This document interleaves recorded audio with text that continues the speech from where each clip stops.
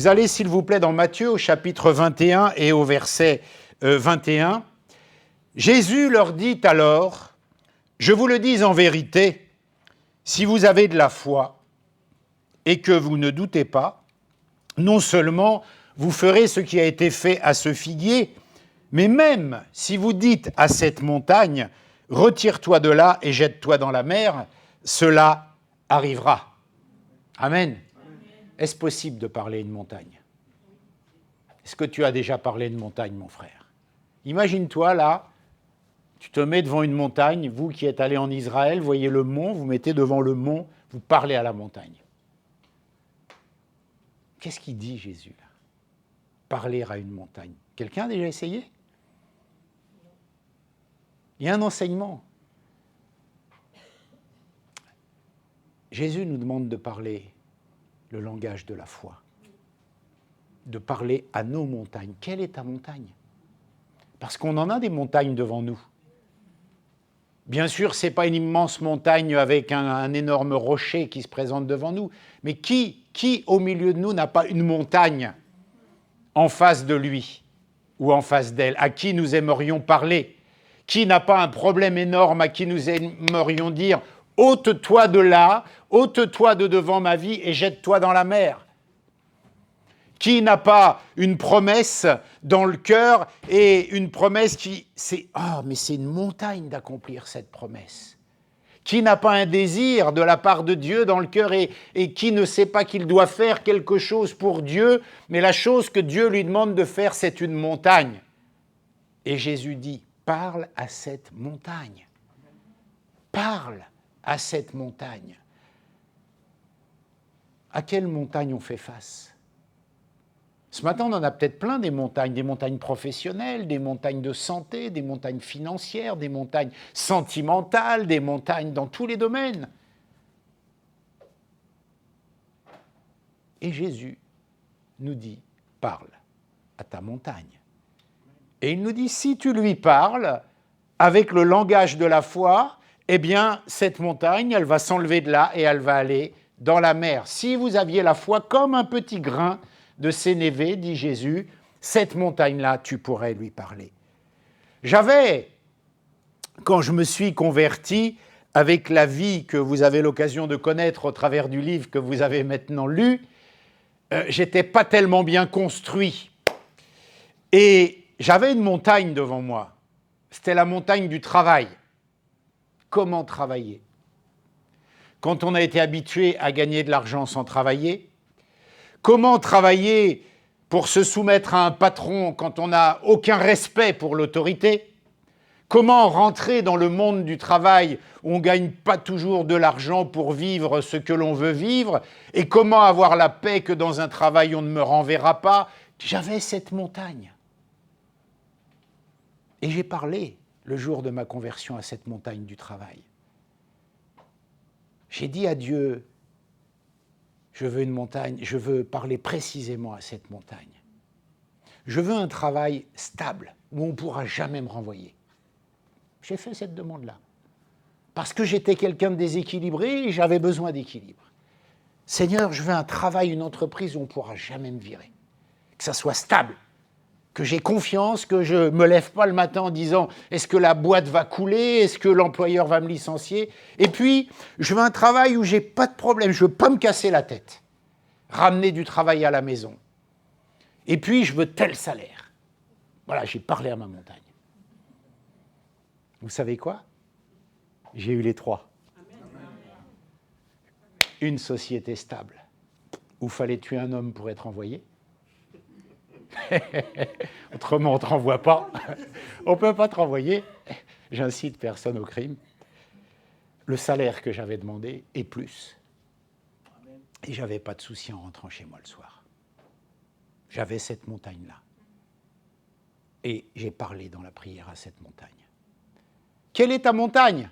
Parce que ce matin, Jésus-Christ veut que tu parles à cette montagne pour qu'elle disparaisse de devant toi et qu'elle se jette dans la mer. Alors on dit, Seigneur, merci, parce que dès le début du culte, tu as voulu nous parler de la montagne. Tu as voulu nous demander d'enlever cette montagne. Le frère a dit, si tu as une montagne, parle-lui. Et les disciples ne comprennent pas, c'est un langage bizarre. C'est pour ça qu'on ne peut pas se mettre devant une montagne et à parler à la montagne, quoique on peut le faire si besoin était. Mais Dieu nous demande de parler à nos montagnes. Et ce matin, nous devons réfléchir à quelles sont nos montagnes. Quelle est la montagne qui est devant moi? Et surtout, veux-tu dire au revoir à cette montagne? Oui, c'est le but, qu'on ne la voit plus, cette montagne, qu'on veut escalader, qu'on n'arrive pas à escalader, qui représente quelque chose de tellement grand, d'impossible.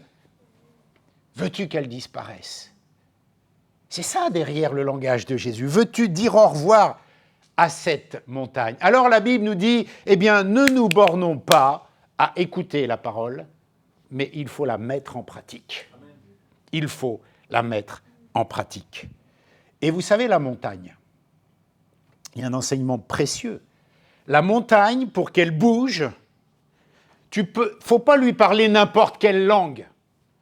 Tu peux parler certaines langues à la montagne, elle ne bougera pas. La montagne ne comprend pour bouger que le langage de la foi. Parce que la foi, c'est un langage. C'est pour ça que Jésus dit, si tu as la foi, parle à cette montagne. Il ne lui a pas dit pousse la montagne, il n'a pas dit mets une bombe dans la montagne, il a dit parle. La foi a un langage. Et Jésus est en train de dire, si tu veux que cette montagne bouge, parle-lui avec le seul langage qu'elle comprenne, celui de la foi. Le seul langage qui la fasse bouger, celui de la foi. Et ça s'apprend. C'est pas n'importe quel langage. Elle ne bougera pas si tu parles n'importe quelle langue. Vous savez, quand on est allé à la prison de la Maca à Abidjan, il y avait un petit livre qu'on donnait aux prisonniers pendant le culte, c'était le petit livre de Yanis, où c'est un livre qui dit en fait le mur du silence, enfin bref, le titre du livre n'est pas important. Mais à un moment, le pasteur a dit, c'était le pasteur aumônier qui nous accompagnait, il a dit aux prisonniers, il a dit, voyez ce livre, prenez-le et parlez à ce livre, c'est votre billet de sortie. Eh bien, certains détenus ont parlé la foi à ce livre. Et vous savez quoi? Le lendemain, il y en a 3 qui sont sortis. Parce qu'ils ont parlé la foi, le langage de la foi. La montagne de leur prison, la montagne de leur cellule, la montagne de leur détention, ils ont parlé le langage de la foi à ce petit livret. Ça a été leur billet de sortie. Parce qu'ils ont parlé le bon langage. Tous ne l'ont pas fait, et moi-même je me disais, mais quand même, parler au livre et tout. Dieu a exaucé. Le livre était le billet de sortie. Et la première chose que je voudrais voir avec vous ce matin, c'est que la foi est un langage. Un langage, ça se parle, ça s'écoute et ça se manifeste. Et la Bible nous enseigne quelque chose à propos de ce langage que nous devons avoir avec la foi. La foi, vous le savez tous, vient de ce que l'on entend. Ce que l'on entend. Pour parler une langue, il faut l'entendre, il faut la comprendre, il faut savoir quelle est sa grammaire, quel est son vocabulaire, quelle est sa syntaxe. Autrement, on ne se comprend pas. Et comment on entend ce que la Bible, la parole de Dieu, nous dit? C'est au travers de la lecture de la parole. Ma première expérience avec le fait d'entendre la parole de Dieu a été la suivante. Le jour où j'ai entendu l'Évangile, le jour où j'ai entendu, mais au sens entendre de la foi, l'Évangile, j'étais dans une salle où le pasteur prêchait la parole de Dieu et j'ai entendu dans mon cœur la parole de Dieu me dire, si tu crois à ça, tous tes problèmes peuvent s'arrêter. Ce jour-là, j'ai entendu la parole de Dieu. J'ai entendu le langage de la foi, du tout est possible. Si tu crois, ça va se réaliser. Et je me suis mis à égrener tous les aspects de ma vie en demandant à Dieu en un quart de seconde, est-ce que ça aussi? Oui. Est-ce que ça aussi? Oui. Est-ce que ça... Ce jour-là, j'ai entendu au sens langage de la foi, la parole de Dieu me parler. Mon frère, ma sœur, si tu veux parler le langage de la foi, il faut que tu entendes la parole. Il faut que tu entendes la parole. Et ce n'est pas n'importe qui entend la parole. La Bible dit dans Romains chapitre 10, verset 17, « Ainsi la foi vient de ce que l'on entend, et ce que l'on entend vient de la parole de Christ. » Parole vivante, parole qui parle. Pour entendre, il faut lire la parole de Dieu et saisir le réma de Dieu. Ce n'est pas le sens général de la parole, c'est entendre la parole de Dieu. Entendre dans son cœur. Laisse-moi te raconter une autre expérience un jour où j'ai entendu la parole de Dieu. Il y a longtemps maintenant, quand j'étais stagiaire pour être pasteur, un jour je suis allé dans une convention nationale où il y avait 700-800 pasteurs, des hommes de Dieu. Et toi, tu es là, jeune stagiaire.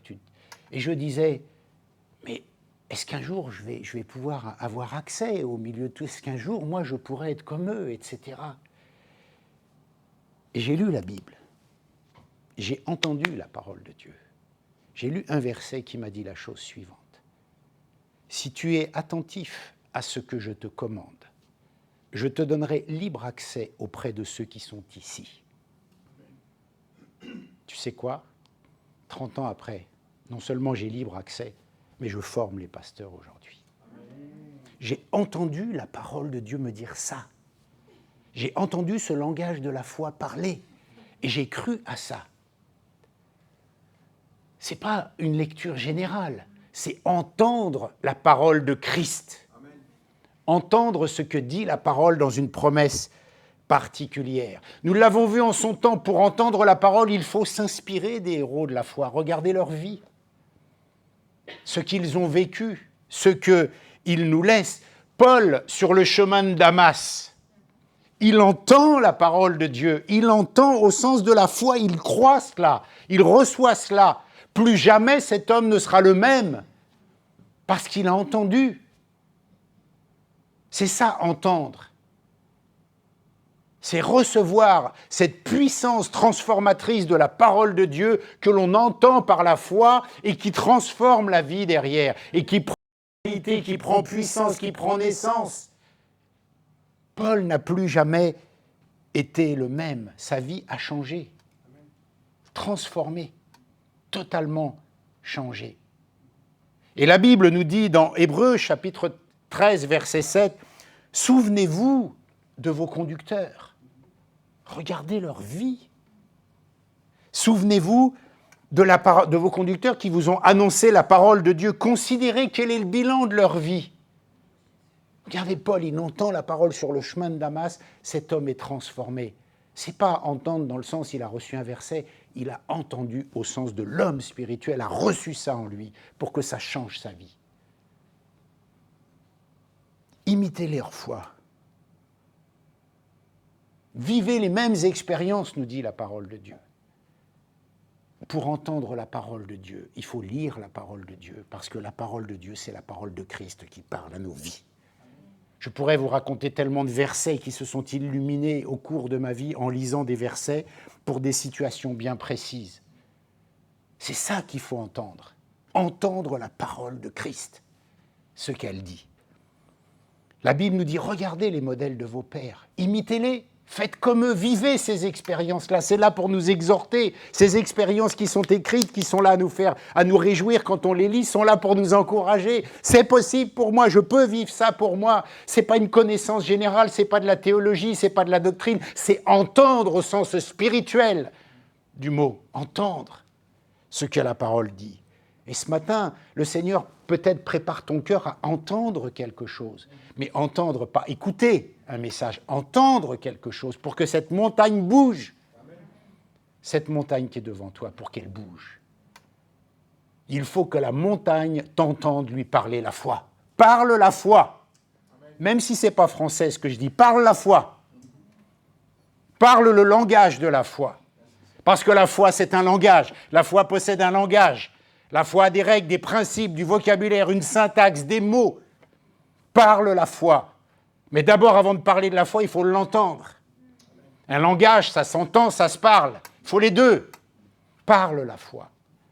Mais pour parler la foi, il faut dire ce que la foi dit. Et ce que la foi dit, tu l'entends au travers de ce que Christ dit. Parle ça. C'est l'encouragement de la parole de Dieu. Parce que c'est possible. Et parce que Jésus est la parole vivante. Elle vient en toi et elle fait son œuvre. Alors, une deuxième raison, un deuxième point que je voudrais voir ce matin, c'est que le langage de la foi, eh bien sûr, il faut le parler, il faut d'abord l'entendre, mais il faut aussi le parler. Et la Bible nous enseigne que l'homme nouveau parle un nouveau langage. Ce n'est pas tout le monde qui parle le langage de la foi.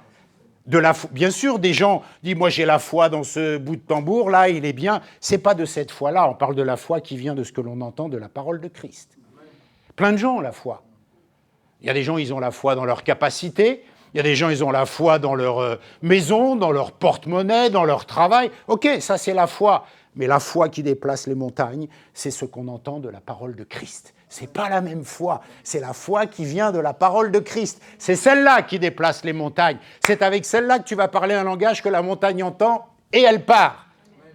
Parce qu'elle puise dans l'irréel, pour moi, dans le monde surnaturel de Dieu. C'est quelque chose qui prend vie dans le monde surnaturel de Dieu qui n'est pas encore vivant là. C'est cette foi-là. T'entends plein de gens, ils disent « moi j'ai la foi ». Oui, ça veut dire j'ai bon espoir, je suis positif, tout ça, ok. Ça, c'est la foi aussi. Mais ce n'est pas la foi qui vient de la parole de Christ. Parce que c'est cette foi-là, elle n'est pas comme les autres. C'est pour ça que la foi, des gens disent « j'ai foi en Dieu ». Oui, plein de gens croient en Dieu, ce n'est pas un problème de croire en Dieu. Il faut connaître Dieu, il faut entendre Dieu, il faut avoir connu Jésus-Christ, il faut avoir fait l'expérience de la croix, du pardon des péchés. Voilà cette foi qui entend, voilà cette foi qui change, voilà cette foi qui transforme. Voilà cette foi qui m'a percuté. Seul l'homme nouveau peut parler un nouveau langage. Seul l'homme nouveau peut faire cela. Comment parler avec quelqu'un si je ne comprends pas sa langue ? Imagine, tu es là, tu parles avec quelqu'un, toi tu parles en français, lui il parle en grec, tu ne vas jamais te comprendre. C'est impossible. Et quelqu'un qui n'entend pas la parole de Christ n'entendra pas Dieu, ne comprendra pas Dieu, ne pourra pas parler la foi puisqu'il ne peut pas comprendre. Et les choses de Dieu ne sont accessibles qu'à l'homme nouveau. Regarde cette femme samaritaine quand ils sont au puits avec Jésus. Elle lui dit « Oui, est-ce que c'est là qu'on doit adorer ? Et alors, c'est génial, tu as trouvé un moyen pour que je puisse de l'eau non-stop et tout. » Et Jésus ne parle pas du tout, ils ne se comprennent pas. Jésus, c'est très bien ce qu'il veut dire, on est d'accord. Mais la femme, elle ne comprend rien, elle n'est pas au même niveau. Elle croit que c'est un puits magique, qu'aura tout le temps de l'eau, elle n'aura plus besoin de tirer. Et lui, il lui dit « De l'eau jusque dans la vie éternelle, c'est un autre niveau, elle ne comprend pas. » Et pour le comprendre, à un moment, il va falloir qu'elle soit d'équerre avec lui. Mais elle ne le comprendra que quand il va lui révéler qu'elle a eu 5 maris. Donc, ah, c'est un prophète. Oui, c'est vrai, ce que tu dis est vrai. Et là, elle peut accéder. Autrement, elle ne comprend pas. Regarde la conversation avec Nicodème. Ouais, Nicodème, il faut que tu naisses d'en haut. Puis t'as Nicodème, naître d'en haut. Attends, je suis vieux, il faut que je retourne dans le ventre de ma mère. Il ne comprend rien. Ils ne peuvent pas se comprendre. Parce qu'il faut que l'homme nouveau accède aux choses de la foi. Il n'y a que l'homme nouveau qui peut entendre les choses de Dieu. L'esprit, quand il te parle, il parle à l'esprit qui est en toi. Il ne parle pas au vieil homme, à la vieille nature, parce que ça n'a pas d'écho. C'est pas possible. Alors plein de gens disent, ils ne comprennent pas Dieu, ils n'entendent... Bien sûr, la parole de Christ, pour l'entendre, il faut que ce soit le Saint-Esprit qui nous la fasse entendre, qui nous la révèle. Et le Saint-Esprit, pour nous la révéler, doit créer l'homme nouveau et la femme nouvelle en nous. Autrement, on n'entend pas, on ne se comprend pas. Les disciples, quand ils sont au début avec Jésus, ils disent « Oh là là, on a oublié le pain, purée, on va se prendre une soufflante, on a oublié le pain, etc. » Jésus dit « Eh oh, je ne vous parle pas de ça, je vous parle du levain. Méfiez-vous du levain des pharisiens. Ils ne sont pas du tout au même niveau. Ils ne sont pas d'équerre.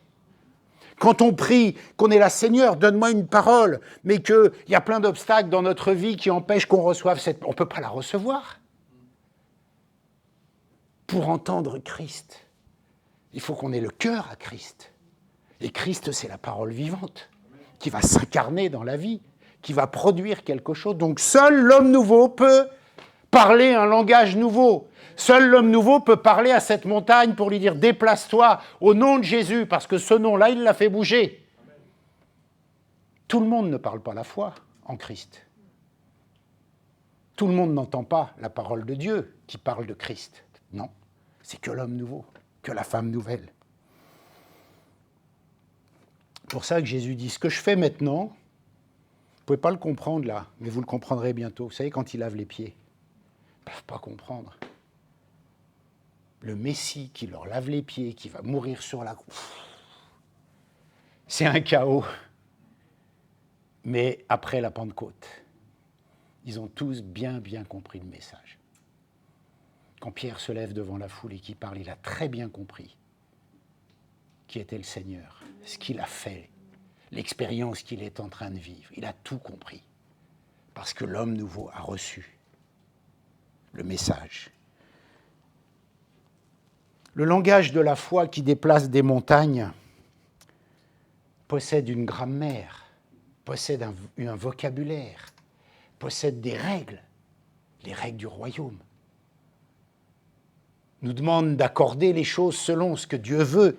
Avant d'être chrétien, mon langage, j'étais vraiment un odieux personnage, un grossier personnage. Je disais des tonnes de gros mots sans arrêt. Avec ce langage-là, je ne pouvais pas parler le langage de la foi. Ordurier. Que dit la Bible ? Qu'on n'entende pas de paroles grossières, de propos stupides ou équivoques, c'est inconvenant, mais plutôt des paroles de reconnaissance. L'homme nouveau ne doit pas parler son ancien langage. L'homme nouveau ne peut pas dire les vieilles choses qu'il disait. L'homme nouveau ne peut pas dire les vieilles vérités comme étant des vérités nouvelles. Non ! Change de grossier, de charretier que j'étais, deviens quelqu'un qui parle différemment. C'est ça l'homme nouveau. La Bible dit qu'aucune parole malsaine ne sorte de votre bouche, mais seulement de bonnes paroles qui en fonction des besoins servent à l'édification et transmettent une grâce à ceux qui les entendent. Moi, la grâce que je te transmettais, c'était ça la grâce. Maintenant, la grâce que je transmets aux gens, c'est le message de l'Évangile. C'est l'amour de Dieu, c'est la guérison des captifs, c'est la liberté, des captifs, c'est la guérison des malades. C'est ça la grâce. L'homme nouveau, avant je ne pensais qu'à moi. Mais l'homme nouveau agit différemment parce qu'il a entendu la parole de Christ. C'est tellement important de parler ce langage de la foi pour que la montagne bouge. Parce que la montagne ne comprend qu'un seul langage, qu'une seule langue, pas toutes les langues, celle de la foi. La Bible nous dit, Colossiens chapitre 3, verset 8, « Mais maintenant, renoncez à tout cela, à la colère, à la fureur, à la méchanceté, à la calomnie, aux grossièretés qui pourraient sortir de votre bouche. » Évidemment qu'on doit renoncer à la colère. Évidemment qu'on doit renoncer à la grossièreté. Évidemment qu'on doit renoncer à toutes ces choses-là.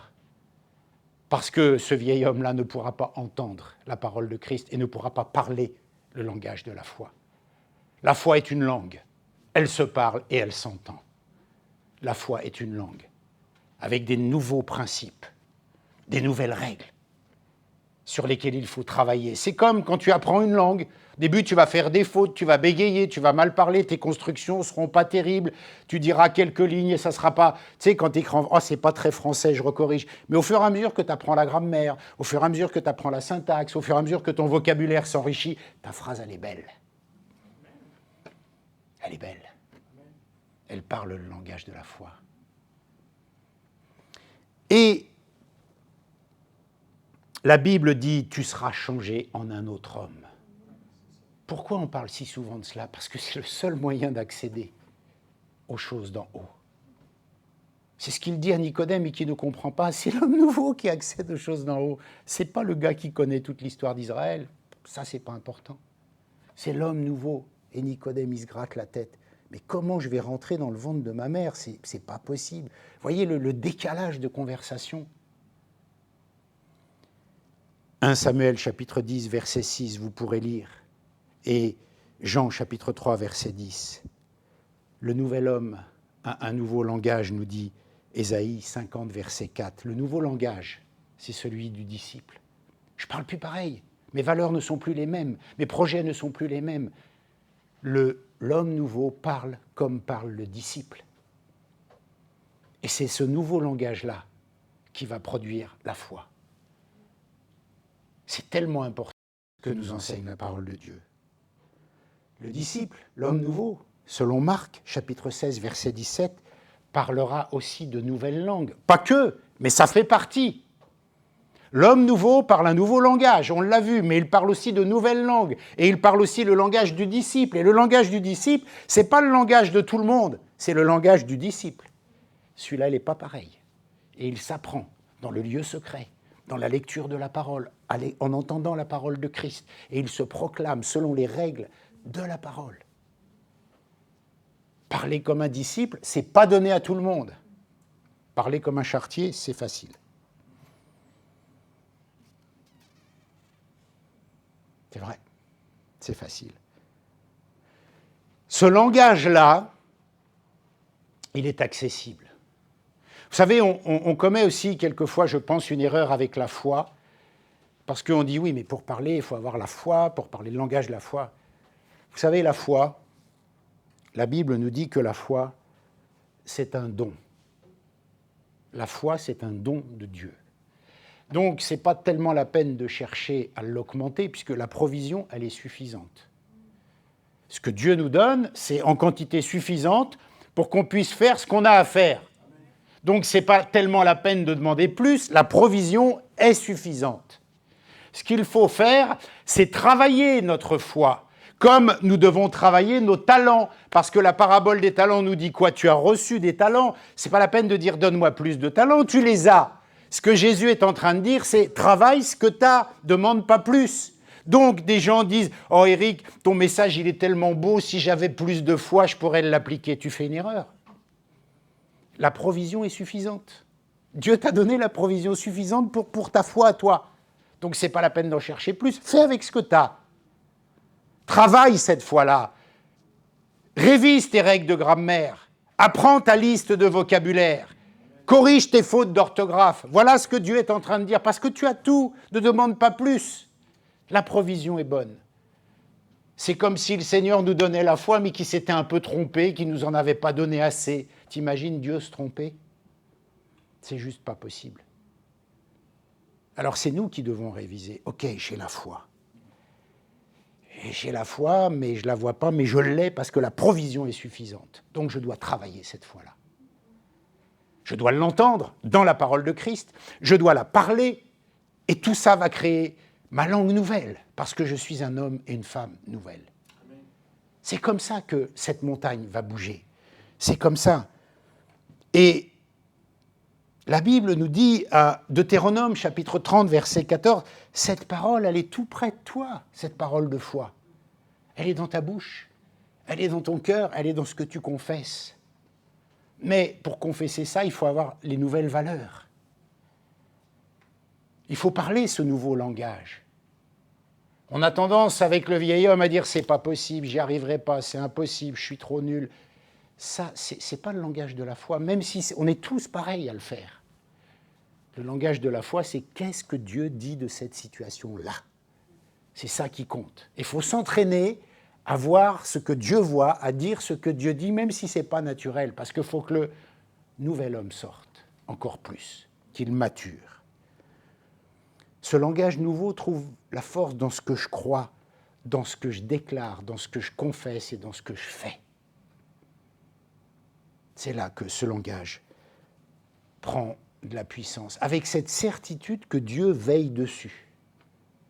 Dieu veille sur sa parole. Quand Dieu lâche une promesse, une promesse, elle est remplie et Dieu veille pour qu'elle s'accomplisse, quoi qu'il arrive. Amen. Si elle ne s'accomplissait pas, ça ferait de Dieu un menteur. Et ce n'est pas possible.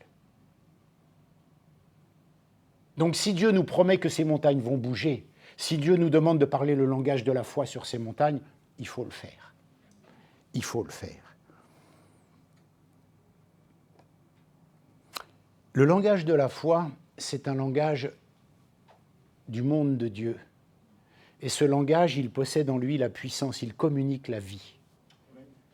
Quand Jésus-Christ, par sa parole, dit « Lazare, sort », cette parole-là donne la résurrection à Lazare. Il communique la vie.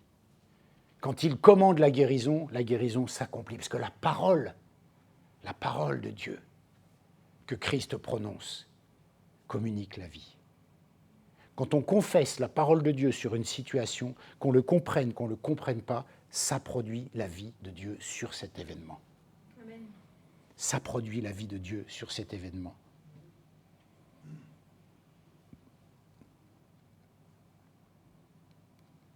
Il appelle, ce langage-là, les choses qui n'existent pas à l'existence. Imagine un instant. Si on se dit, moi je vais appeler ce qui n'existe pas à l'existence, oui, c'est sûr, ça ne va pas marcher. Mais comme c'est la parole de Dieu, la parole de Christ, elle a le pouvoir de le faire. Et je suis juste le transmetteur de cela par ma bouche. Si j'entends ce que dit Dieu d'une situation, j'ai juste à le répéter sur cette situation pour que ça marche. Parce que c'est la parole de Dieu et que je suis le bras de Dieu, la bouche de Dieu sur cette situation-là. Bien sûr, c'est pas du positivisme, genre ça va marcher, ça va marcher, ça va marcher. Si Christ ne l'a pas dit, tu peux pas le dire. Mais si tu l'as entendu au sens spirituel du terme, proclame-le. Proclame-le.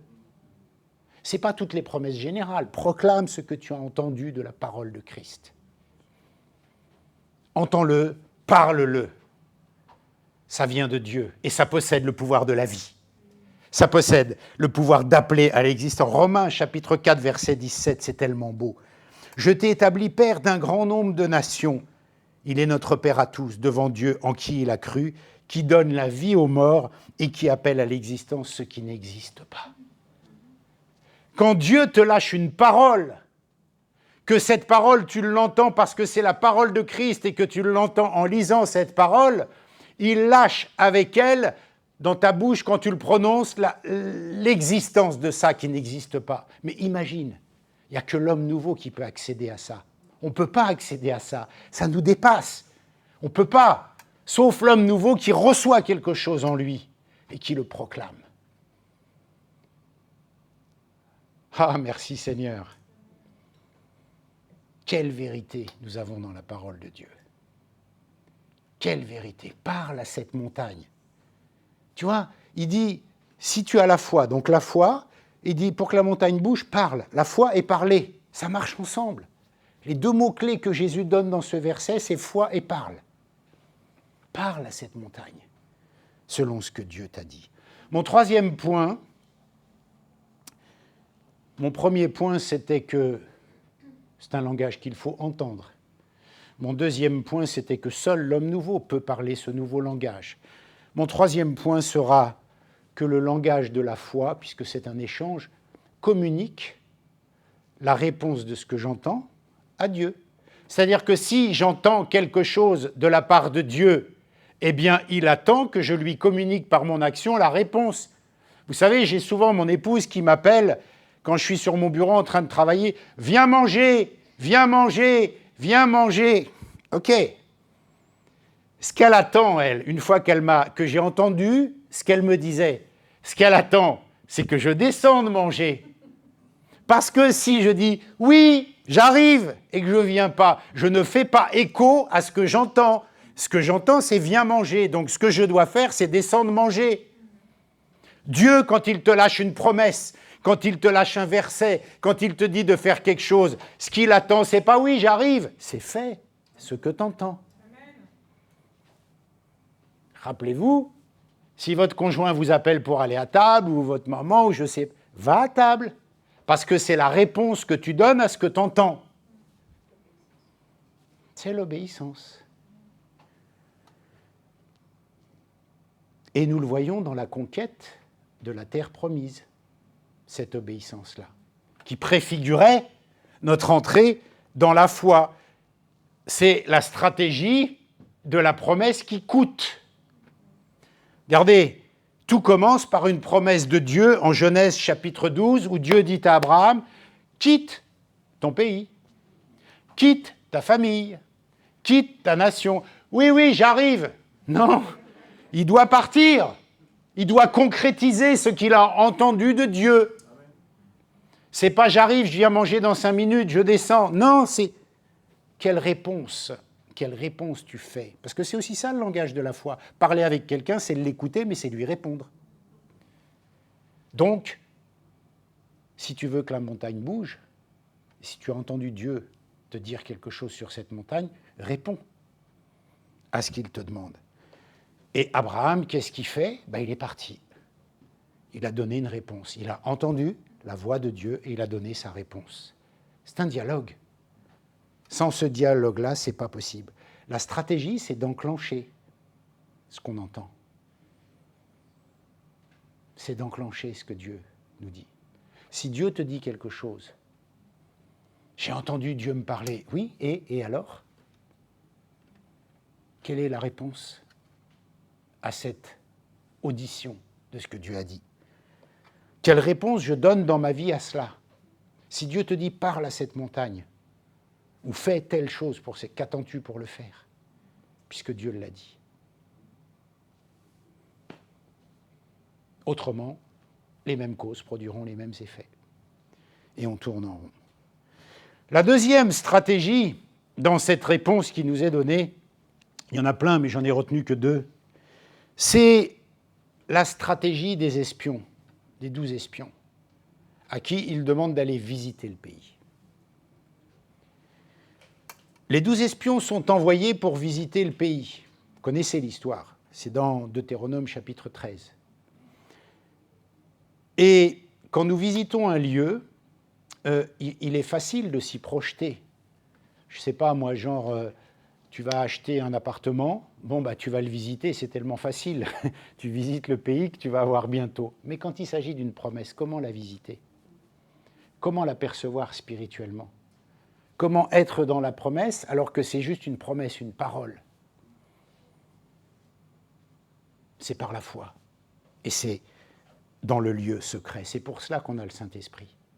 Lui, dans son enseignement, lui, dans sa relation avec nous, va nous fabriquer la vision de cette promesse. On ne peut pas l'avoir, la promesse, c'est juste une promesse. Mais lui va lui donner vie en nous. Lui va lui donner vie en nous. Il va donner la réponse à ça. Je me souviens d'un jour où j'avais besoin d'entendre la voix de Dieu sur un problème de maladie. Pour moi, c'était mort. Mais la réponse que Dieu a donnée à ça, c'est lui qui l'a fabriquée en moi, la paix, par la prière, l'assurance et le temps qu'a passé à vérifier cette promesse. J'en ai capable. Mais dans la relation, dans la communion avec le Saint-Esprit, lui fabrique ce temps-là en toi, dans le lieu secret, dans ta prière. Si tu as une promesse, travaille avec l'Esprit sur cette promesse pour visiter le pays de la promesse. C'est capital. Et c'est pour cela que, selon Hébreux, dont on a parlé ce matin, la foi précède la compréhension. La compréhension, ce n'est pas ce qui vient en premier, c'est la foi dans l'homme nouveau. La compréhension, c'est bien, mais ce n'est pas ce qui vient en premier. La foi précède. Et ces espions, qu'est-ce qu'ils font? On en a déjà parlé. Ces espions-là, ils sont 2, parce qu'il y en a 10 qui sont au tapis. 10 ne voient pas ce que Dieu voit. Ils voient ce qu'eux voient, des géants. Ils ont fait précéder le raisonnement sur ce que disait la parole de Dieu. Ils ne voient pas ce que Dieu voit. Ils n'entendent pas ce que Dieu dit. Dieu dit « ce pays est bon ». Eux disent « ce pays, il n'est pas bon ». Il y a des géants et les fruits sont gros, beaux, on les transporte, mais il y a des géants et on a peur. Dieu dit « ce pays est bon, il est à vous ». Eux disent « non, il y a des géants ». Ils n'entendent pas ce que Dieu dit, ils ne voient pas ce que Dieu dit et ils n'enclenchent pas selon ce que Dieu dit. Ils n'ont pas fait parler l'homme nouveau. Et la montagne qui est devant eux, le pays de Canaan avec ses géants, ils ne vont pas y aller. Parce qu'ils n'ont pas parlé le langage de la foi. Ils avaient entendu ce que Dieu disait de ce pays, ils n'ont pas parlé ce que Dieu disait de ce pays, ils n'ont pas vu ce que Dieu voyait de ce pays et ils ne rentreront pas. Parce que pour rentrer dans le pays, il faut l'esprit de Caleb. Caleb voyait, ou Josué, mais comme on parle tout le temps de Josué, pour pas trop faire tout pour Josué et rien pour Caleb, parce qu'il y était Caleb aussi, donc il faut un peu le récompenser. Donc je dis l'esprit de Caleb. Mais c'est le même esprit, Josué et Caleb, ils y sont allés tous les deux. Mais c'est vrai, il y a des gens dans la Bible, on parle plus d'eux, puis les autres, les pauvres. Caleb, l'esprit de Caleb. Voilà, amen. Et c'est avec l'esprit de Caleb qu'on rentre dans le pays. Et ce n'était pas un homme plus fort que les autres. C'était quelqu'un qui entendait ce que Dieu dit, qui parlait ce que Dieu parle, et qui voyait ce que Dieu voit, au-delà de la raison, au-delà du bon sens. Bien sûr, le bon sens te fait fuir le pays. Les gens, c'est des géants, ils vont te détruire. Mais Dieu a dit. Dieu a dit. Alors je conclus. La foi, c'est un langage. La foi, c'est un langage. La foi, ça s'entend dans la parole de Christ. La foi, ça se parle. Parle la foi. Et beaucoup de gens confondent de proclamer du positivisme avec proclamer ce que j'ai entendu. Ce n'est pas la même chose. Qu'est-ce que ton homme intérieur, l'homme nouveau, a entendu sur une situation de la part de Dieu? Et ça, proclame-le. Ça fait toute la différence. Et une fois que tu l'as entendu, et une fois que tu le parles, quelle est ta réponse à ce que tu as entendu de la part de Dieu? Si Dieu te dit « Sers-moi, donne-moi ta vie dans le ministère », tu as entendu, un gars vient, il te pose les mains sur la tête, il prophétise que tu es appelé au ministère, confirmation, tu as entendu, tu dis aux gens « Je suis appelé au ministère », donc tu entends, tu confesses, mais le quitte ton pays, le quitte ta famille, le quitte ta nation, ouais, je descends. Et ça marche pour plein de choses. Tu dois te lever dans l'église.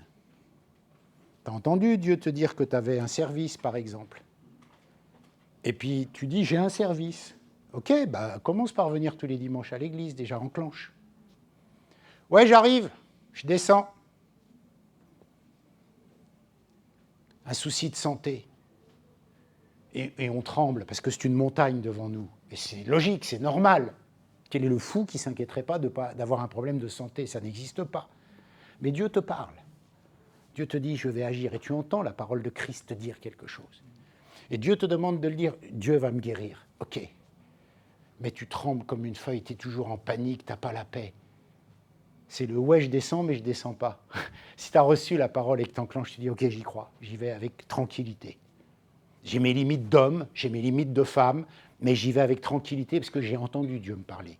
Et je réponds à ce que Dieu me dit, et mon comportement est en adéquation avec ce que j'entends. Je suis logique.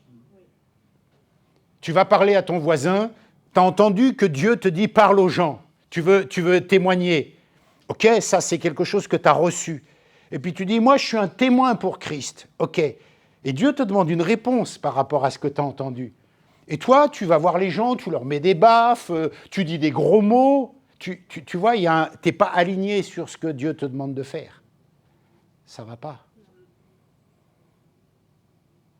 C'est pas quitte ton pays, ça, c'est bricole. Il y a ces trois étapes-là, j'entends, je parle pour que ça s'ancre en moi, que ça se matérialise, mais j'agis aussi, mais j'agis en alignement, j'agis pas en zigzag. Je ne fais pas n'importe quoi. C'est pour ça que dans le lieu secret, le Saint-Esprit travaille cette promesse. Parce que c'est vrai, on a tous des promesses de Dieu et on voudrait bien les croire, mais on n'a pas visité le pays spirituellement. On n'a pas visité spirituellement cette promesse. Et on ne peut pas le faire humainement puisque c'est spirituel. Donc il faut travailler avec le Saint-Esprit dans le lieu secret. Explique-moi, Saint-Esprit. On aura le temps peut-être de faire ce message-là où maintenant qu'on a entendu le langage de la foi, il faut fabriquer l'atmosphère du surnaturel qui va avec ça. Il faut le faire, mais là, ce n'est pas le but ce dimanche. Mais c'est dans le lieu secret où tu vas passer du temps avec le Saint-Esprit. Seigneur, j'ai cette promesse-là, mais j'y arrive pas. Et tu vois, ça mature en toi. L'Esprit de Dieu te fait visiter le pays de la promesse. Il peut te transporter en esprit quelque part. Il peut ouvrir le ciel pour que tu vois les anges, l'armée de l'Éternel. Combien ont vu l'armée de l'Éternel ? À un moment, le serviteur du prophète, il dit « Oh, ils arrivent là, j'ai peur ». Le prophète dit « T'inquiète, regarde ». Et là, il voit le ciel ouvert et l'armée de l'Éternel.